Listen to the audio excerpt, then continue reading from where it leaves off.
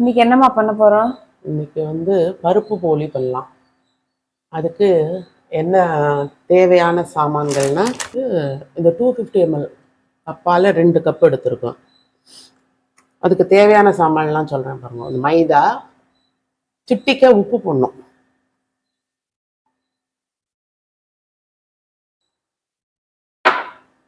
கொஞ்சம் மஞ்சள் பொடி போடணும். அப்போ தான் கலர். ஒரு நாள் கிழமைக்கெல்லாம் மஞ்சள் பொடி போட்டு தான் பண்ணணும்.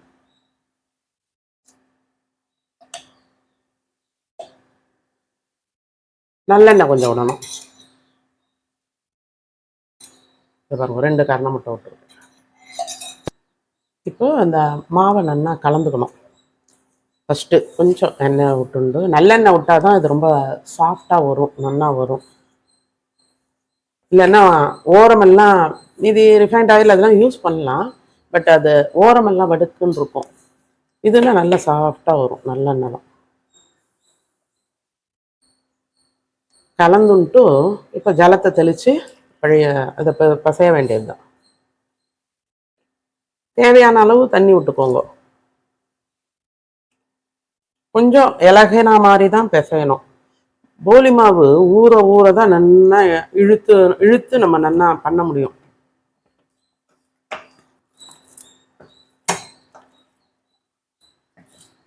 பார்த்தீங்களா? இந்த கையிலெல்லாம் ஒட்ட தான் விட்டோம். ஃபஸ்ட்டு இவ்வளோ ஜலம் நல்லா விட்டு இப்படி தொய்ய பசையணும். பசைஞ்சுன்ட்டு நல்லெண்ணெய் இப்படி விட்டுக்கோங்க. அதெல்லாம் அளவு கிடையாது, அதுலேயே நல்லெண்ணெய் இருந்தால் கூட பரவாயில்ல, நம்ம அதை தொட்டு இந்த போலியை தட்டிக்கலாம். ஆனால் அந்த நல்லெண்ணெய் தான் ஊறத்துக்கு நல்லா இருக்கும். நல்லா அப்படி பிசைஞ்சாச்சா, அவ்வளோ எண்ணெய் இழுத்துன்னு இருக்கு பாரு. இப்போ மறுபடியும் கொஞ்சம் எண்ணெயை விட்டு மேலாக நல்லா விட்டுட்டு இப்படியே வச்சிடணும். மாதிரி ஒரு பேசலில் பிசைஞ்சாதான் நல்லா பிசைய வரும். பாத்திரம் கூட பார்த்து தான் எடுத்து வச்சுக்கணும், ஏன்னா வெளியிலலாம் சிந்தாது, செதறாமல் நல்லா பண்ணலாம். இப்போ இதை ஒரு நல்லா ஒரு மேலே இதுக்கு ஒரு தட்டை போட்டு மூடிட்டு நல்லா 1 hour ஊறட்டும். ஊறின அப்புறம் நம்ம பண்ணலாம்.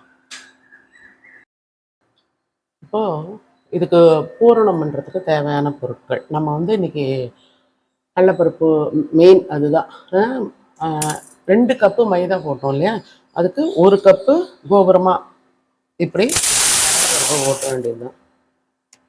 போட்டுட்டு இதை ஒரு முறை வாஷ் பண்ணிடணும்.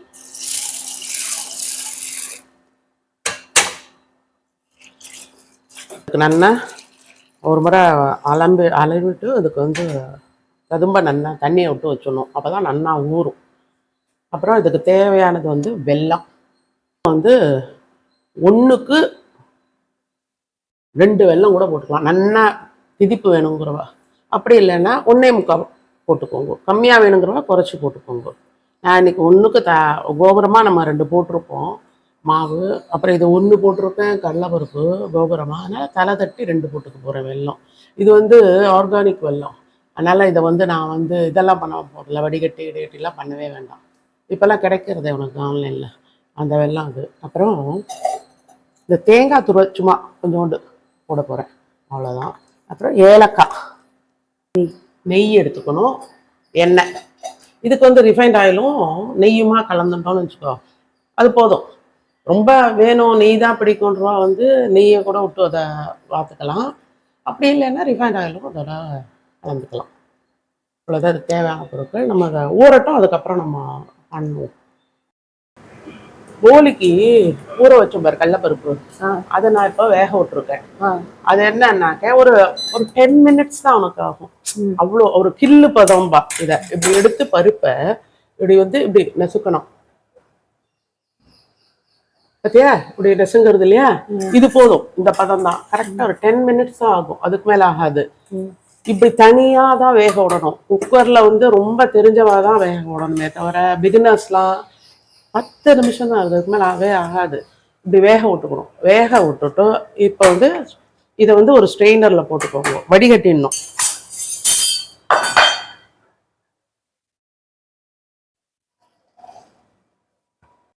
பத்தில இதை வடிச்சிடணும். வடிச்சுட்டு இது நல்லா ஃபேன் காற்றுல வந்து ஆறணும்.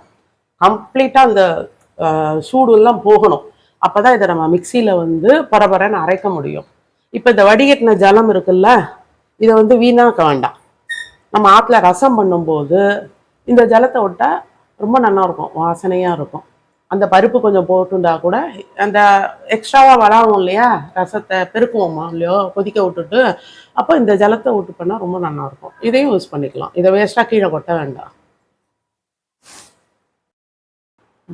இது போலிக்கு இப்போது ஆற வச்சுருந்தோம் இல்லையா, இந்த கடலைப்பருப்பை இப்போ நல்லா ஆறி எடுத்து அதில் கொஞ்சம் கூட ஈரப்பசையே இல்லை. அதை வந்து இப்போ இதை மிக்சியில் போட்டிருக்கேன்.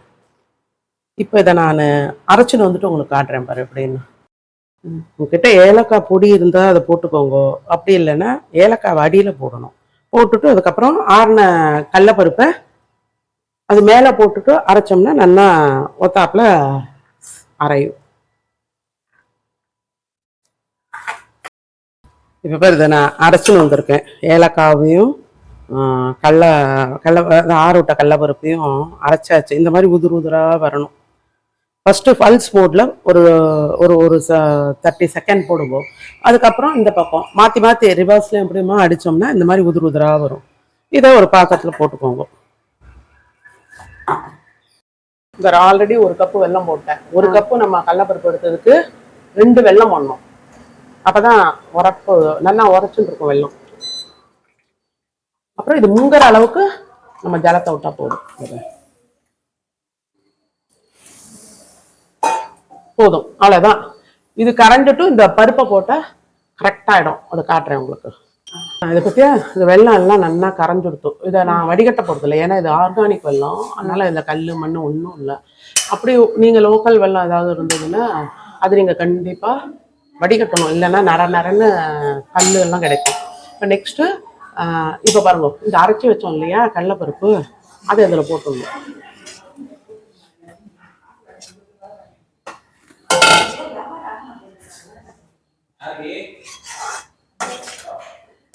துளியூண்டு தேங்காய் அதுக்கு நான் ரொம்ப போடலை, மட்டாக தான் போடுறேன் அந்த தேங்காய். ஏலக்காய் ஆல்ரெடி போட்டு அரைச்சிட்டோம். இப்போ பாருங்க, இதுலேயே ஒரு ஸ்பூன் நெய் விட்டா போதும். விட்டுட்டாக்க இது சேர்ந்த மாதிரி வந்தோடனே எடுத்து ஆறணும். ஆறின உடனே உருட்டி போலி தட்ட வேண்டியதுதான் அடுத்து. இப்போ நான் போலி தட்டும் போது காட்டுறேன் உங்களுக்கு. பற்றியா அந்த எல்லாம் அந்த கடலைப்பருப்பை கொட்டினோடனே எல்லாம் சேர்ந்த மாதிரி வந்துடுது பார், அவ்வளோதான். அந்த தண்ணி வந்து அந்த ஆக்சுவலாக அந்த வெல்லம் மூழ்கிற அளவுக்கு நம்ம விட்டோம்னா அந்த பருப்பை போட்டோன்னே இப்படி இறுகின்றோம் கொஞ்ச நாளில். இது ஆறினோடனே இன்னும் கூட இறுகிக்கும் இன்னும் கூட. இப்போ இது கரெக்டாக இருக்குது. இதை எடுத்து நம்ம உருட்டி எடுத்து வச்சுட்டு போலியை தட்ட வேண்டியதுதான்.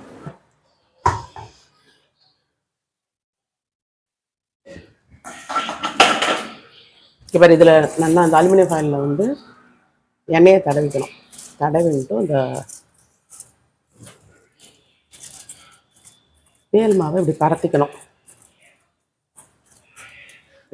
ஒரே ஒரு இந்த பூரணத்தை இதை இப்படி உருட்டி வச்சதை கொஞ்சம் இப்படி ஃப்ளாட் ஆக்கிட்டு இந்த மாவை மேலே வச்சு மூடணும்.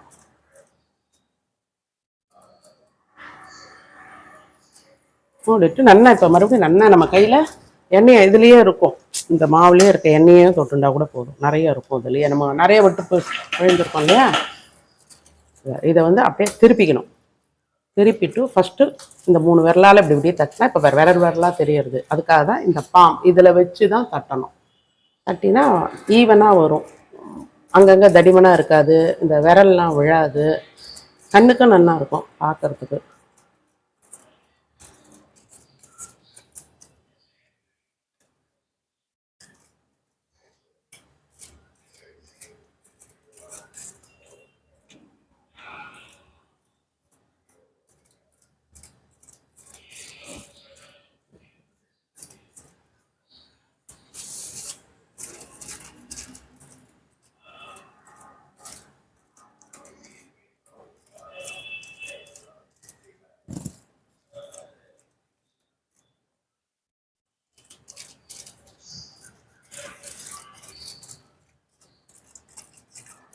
அவ்வளோதான்.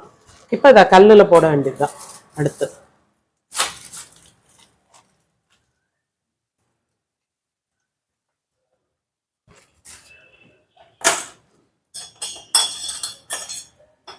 ஸோ நீங்கள் வந்து நான் இப்போ வெறும் நெய்யே தான் விடுறேன். வேணாங்கிறவா ரிஃபைண்ட் ஆயிலையும் கலந்துக்கலாம். நெய்யோட ரிஃபைண்ட் ஆயிலையும் கலந்துட்டு மீடியம் ஃப்ளேம்லேயே வச்சுக்கோங்க, ஏன்னா காந்தி போயிடும்.